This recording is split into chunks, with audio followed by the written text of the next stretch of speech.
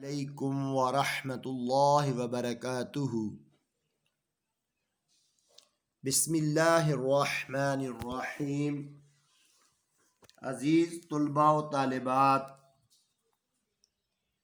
آج ہمارے سبق کا عنوان ہے صبر و شکر۔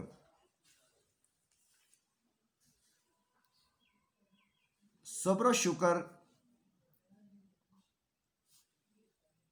ایک مسلمان کے ایسے اوصاف ہیں جو ایمان کے ہونے یا نہ ہونے کی دلیل ہے۔ صبر کا مطلب ہے کہ انسان پریشانی، بے چینی، دکھ، مصیبت میں شور و غل، بے صبری کا مظاہرہ نہ کرے اور راضی بر رضا یعنی اپنے خالق و مالک کی رضا پر راضی رہے۔ صبر کے لغوی معنی، صبر کا لغوی معنی روکنا اور برداشت کرنا ہے۔ صبر اصطلاح میں روزمرہ کی زندگی میں انسان کو طرح طرح کی پریشانیاں، ناخوشگوار حالات میں ثابت قدم رہتے ہوئے ہمت سے کام لینا اور اپنے رب پر بھروسہ کرنا صبر کہلاتا ہے۔ صبر کے متعلق اسلامی تعلیمات، یعنی ایک مسلمان ہونے کے ناطے سے صبر کے متعلق ہمارا کیا طرز عمل ہونا چاہیے۔ اللہ تعالیٰ اپنے صبر کرنے والے بندوں کو پسند کرتا ہے، جیسا کہ اللہ تعالیٰ نے قرآن مجید میں ارشاد فرمایا، ان اللہ مع الصابرین، بے شک اللہ تعالی صبر کرنے والوں کے ساتھ ہے۔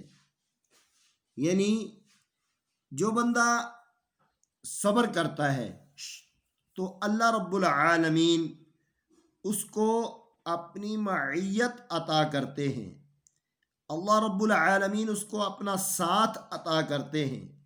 جہاں پر اس کا کوئی مددگار نہیں ہوتا، وہاں پر اللہ رب العالمین اس کے مددگار ہوتے ہیں، اپنے فرشتوں کے ذریعے اس کی مدد کرتے ہیں۔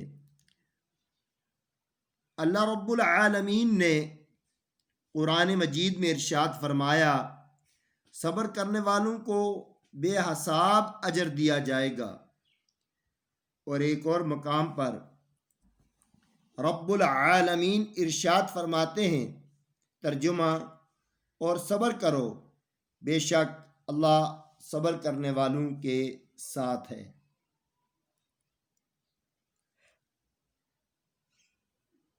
ایک مسلمان کو جب تکلیف، پریشانی، مصیبت آتی ہے تو وہ اس میں اللہ رب العالمین کی طرف رجوع کرتا ہے۔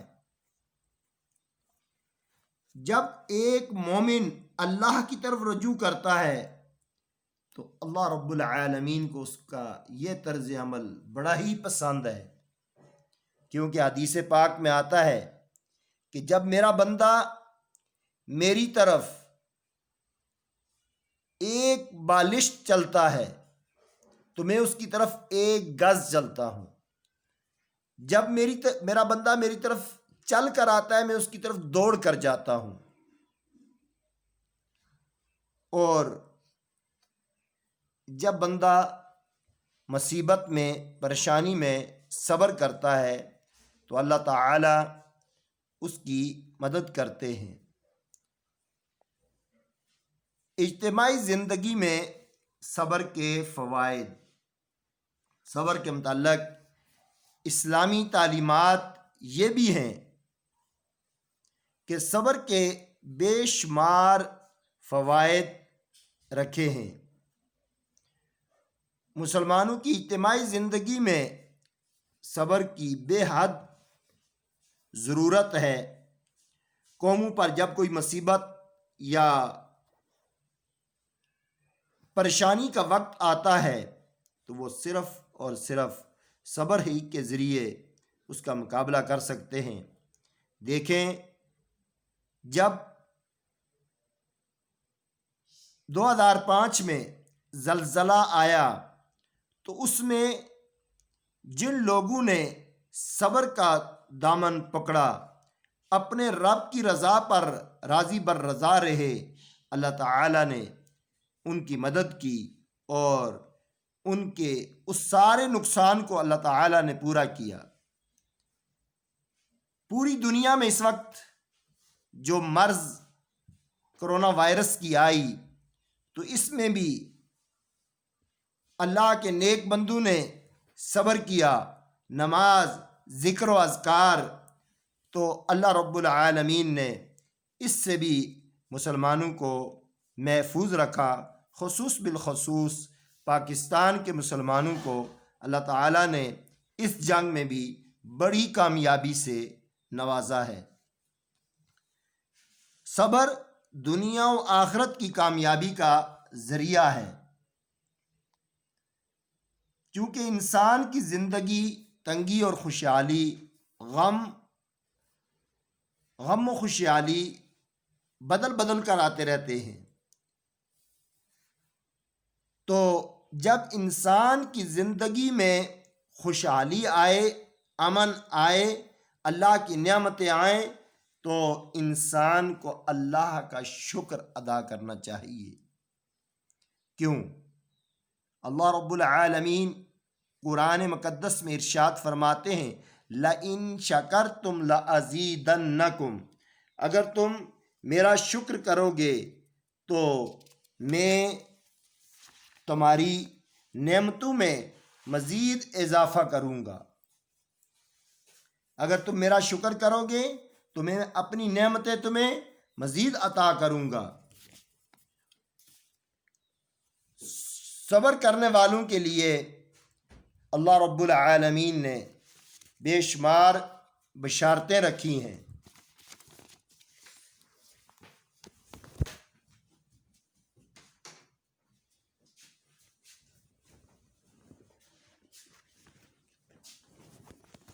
صبر کرنے والوں کے لیے اللہ تعالیٰ نے بے شمار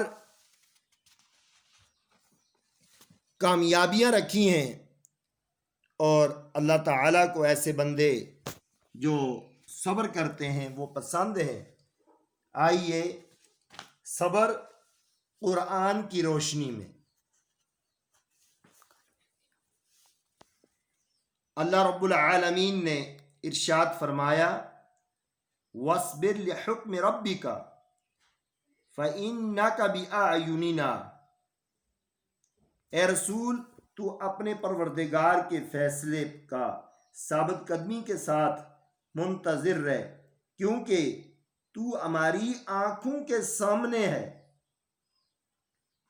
حضرت ایوب علیہ السلام کو اللہ تعالیٰ نے حکم دیا، فَاصْبِرْ لِحُکْمِ رَبِّکَ، کہ آپ اللہ کے حکم پر صبر کریں۔ اللہ رب العالمین نے اپنے برگزیدہ رسولوں کو صبر کا حکم دیا اور فرمایا، فَاصْبِرْ كَمَا صَبَرُوا أُولُو الْعَزْمِ مِنَ الرُّسُلِ، اے محمد صلی اللہ علیہ وسلم تو بھی اسی طرح پامردی کر جس طرح پختہ ارادے والے پیغمبروں نے کی۔ یعنی صبر و شکر کرنے سے انسان کو اللہ کا قرب نصیب ہوتا ہے، اللہ کی مدد ملتی ہے۔ آئیے احادیث کی روشنی میں دیکھتے ہیں کہ اللہ تعالیٰ نے اپنے حبیب صلی اللہ علیہ وسلم کی زبان مقدس سے صبر کے بارے میں کیا ارشادات ہیں؟ اللہ کے رسول صلی اللہ علیہ وسلم نے صبر کے بارے میں کیا ارشاد فرمایا ہے؟ آقا علیہ الصلوۃ والسلام کا ارشاد ہے، الصبر ضیاء، صبر روشنی ہے۔ اور پھر فرمایا، الصبر ردائی، صبر میری چادر ہے۔ رسول اللہ صلی اللہ علیہ وسلم نے ارشاد فرمایا، صبر جنت کے خزانوں میں سے ایک خزانہ ہے، جو چاہے اس خزانے کو حاصل کر لے۔ رسول اللہ صلی اللہ علیہ وسلم نے ارشاد فرمایا، فتح و نصرت صبر سے مشروط ہے، یعنی جو لوگ صبر کریں گے اللہ رب العالمین ان کو فتح و نصرت عطا کریں گے۔ آپ صلی اللہ علیہ وسلم سے پوچھا گیا، صبر جمیل کسے کہتے ہیں؟ آپ صلی اللہ علیہ وآلہ وسلم نے ارشاد فرمایا، وہ ایسا صبر ہے جس میں حرف شکایت نہ ہو۔ آپ صلی اللہ علیہ وسلم نے مزید فرمایا، جس نے غم کا اظہار کیا اس نے صبر نہ کیا۔ آپ صلی اللہ علیہ وسلم کا فرمان ہے، مومن پر جب سختی یا بیماری، رنج و تکلیف آئے، یہاں تک کہ اسے کانٹا بھی چبھے، اللہ تعالی اس کے بدلے میں اس کی کچھ خطائیں معاف کر دیتا ہے۔ ان احادیث مبارکہ سے یہ پتہ چلتا ہے کہ جب انسان پر کوئی مصیبت آ جائے تو اس وقت بے صبری اور ایسے کلمات منہ پر نہیں لانے چاہیے جو کفریہ کلمات ہوتے ہیں۔ مثلا اللہ تعالیٰ کے بارے میں نعوذ باللہ من ذالک یہ کہنا کہ اللہ تعالیٰ نے میرے ساتھ کیا کر دیا، یا ایسے الفاظ کہنا کہ ہم ہی اللہ تعالیٰ کو ان مصیبتوں کے لیے ملے ہوئے ہیں، نعوذ باللہ من ذالک، ایسے الفاظ ہرگز نہیں کہنا چاہیے۔ رسول اکرم صلی اللہ علیہ وسلم کی زندگی میں اگر آپ غور و فکر کریں تو آپ پر بے شمار مصائب آئے۔ طائف کے میدان میں دیکھ لیجئے، اور آپ کے چچا ابو جہل کی طرف سے دیکھ لیجئے، رسول اللہ صلی اللہ علیہ وسلم کے راستے میں کانٹے بچھائے گئے، آپ صلی اللہ علیہ وسلم کو ہر طریقے سے پریشان کیا گیا، لیکن آپ ثابت قدم رہے اور آپ نے صبر کیا، اور اس کا فائدہ کیا ہوا کہ پورے عرب میں اسلام پھیل گیا اور پورے عرب میں کے لوگ آپ کے غلام بن گئے۔ تو پتہ یہ چلا کہ انسان جب صبر کرتا ہے تو کامیابی خود اس کے قدم چومتی ہے۔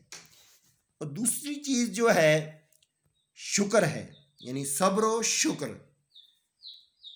شکر کے لغوی معنی ہیں کسی کے احسان و عنایت پر اس کی تعریف کرنا، اس کا شکریہ ادا کرنا، اس کا احسان ماننا، زبان سے اس کا کھل کر اظہار کرنا۔ ان عنایات و احسانات کا اعتراف کے حوالے سے اللہ تعالیٰ کی ذات سب سے زیادہ شکر کی مستحق ہے کہ اللہ تعالیٰ کا شکر کیا جائے۔ اب اللہ تعالیٰ کے شکر کرنے کے مختلف طریقے ہیں۔ نمبر 1، زبان سے کلمات تشکر ادا کرنا، یعنی اللہ تعالیٰ کا شکر ادا کرنا کہ اللہ میں تیرا شکر ادا کرتا ہوں۔ دل سے اللہ تعالیٰ کی عظمت اور اپنی اطاعت و بندگی کا احساس، یعنی ایک ہوا زبان سے شکر اور دوسرا دل سے شکر۔ دل سے شکر سے یہ مراد ہے کہ انسان ہر وقت اطاعت و بندگی کے لیے اپنے دل کو اللہ تعالیٰ کے لیے خاص کر لے، اس کے دل میں اللہ تعالیٰ کے مقابلے میں کسی کے اطاعت نہ ہو، کسی کی فرما برداری نہ ہو، اللہ تعالیٰ کا جو حکم ہو وہ ساری دنیا کے احکام پر حاوی آ جائے۔ اور نمبر 3، اپنے عمل سے اللہ تعالیٰ کے احکام کی بجا آوری، یہ بھی اللہ تعالیٰ کا شکر ہے۔ یعنی اللہ تعالیٰ کے جتنے بھی احکام ہیں جب انسان عملی طور پر ان کو ادا کرتا ہے تو وہ اپنے رب کا شکر ادا کر رہا ہوتا ہے۔ مثلا اللہ رب العالمین نے ہمیں صحت کی نعمت عطا کی ہے، اور ہم جب نماز ادا کرتے ہیں تو ہم اللہ کا شکر ادا کرتے ہیں۔ جب ہم اپنے کسی عزیز کی مدد کرتے ہیں تو پھر بھی ہم اللہ کا شکر ادا کر رہے ہوتے ہیں۔ شکر کی قرآن و حدیث میں بہت زیادہ اہمیت بیان کی گئی ہے، جس طرح کہ پہلے آیہ مبارکہ میں نے آپ کے سامنے پڑھی۔ اللہ رب العالمین نے ارشاد فرمایا لَإِن شَكَرْتُمْ لَأَزِيدَنَّكُمْ، سورہ ابراہیم آیت نمبر 7۔ اگر شکر ادا کرو گے تو تمہیں مزید دیا جائے گا۔ اور اللہ تعالی نے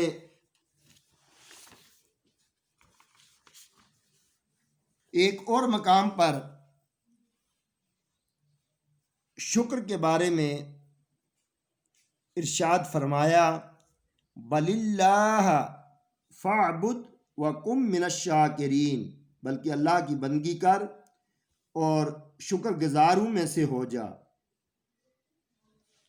قرآن پاک میں ایک اور مقام پر اللہ رب العالمین فرماتے ہیں، اس کا ترجمہ ہے ہم نے انسان کو راستہ بتا دیا، اب وہ شکر گزار بنے یا نہ شکرا بنے۔